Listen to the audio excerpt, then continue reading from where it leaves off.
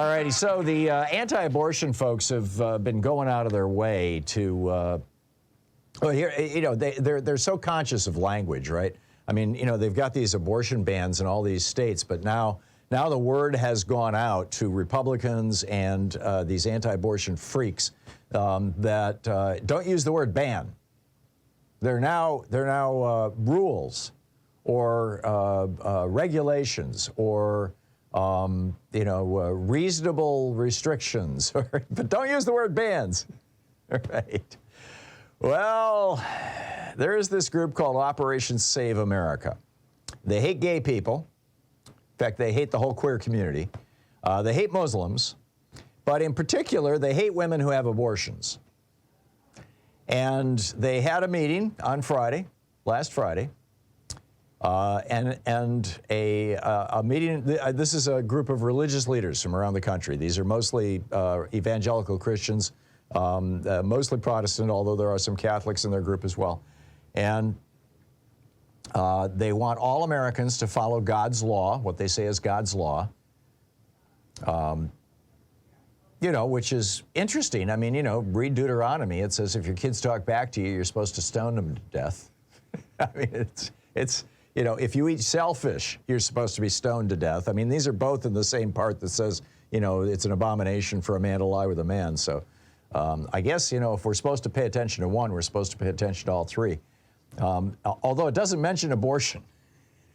But in any case, these guys got together, and I say guys because it was an all-male panel who met on Friday to discuss the best strategy to end abortion in America. And the conclusion that they came to is the death penalty for women who have abortions.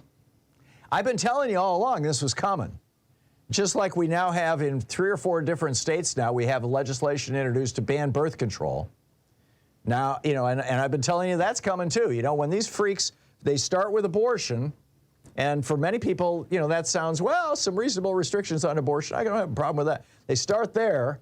But where they're going is the full Catholic, basically, which has now been adopted by evangelical Protestants, so it's kind of the full hardcore right-wing religious, I guess, which is no birth control, and if you get an abortion, you die by lethal injection in states that have that, or, you know, you spend the rest of your life in jail.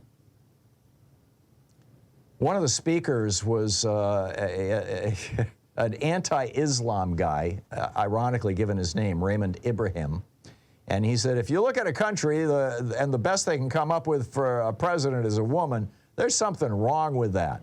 That tells me something about the men when it comes to positions of authority and leadership. He's talking about the possibility that Kamala Harris may end up president someday.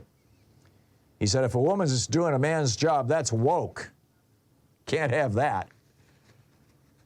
But the really bizarre part is that they have advocated for legislation in more than a dozen states, including Alabama, Arizona, Missouri, Kentucky, and Oklahoma.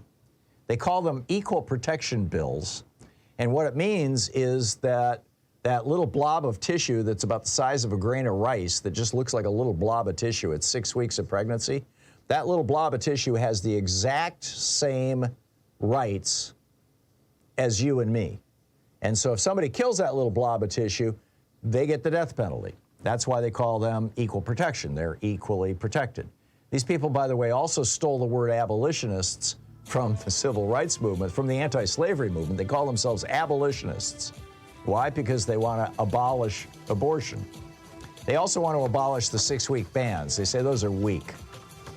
And they don't want exceptions for rape, incest, and they're debating whether there should even be exceptions for the life of the mother. After all, these little blobs of tissue are sacred things, right?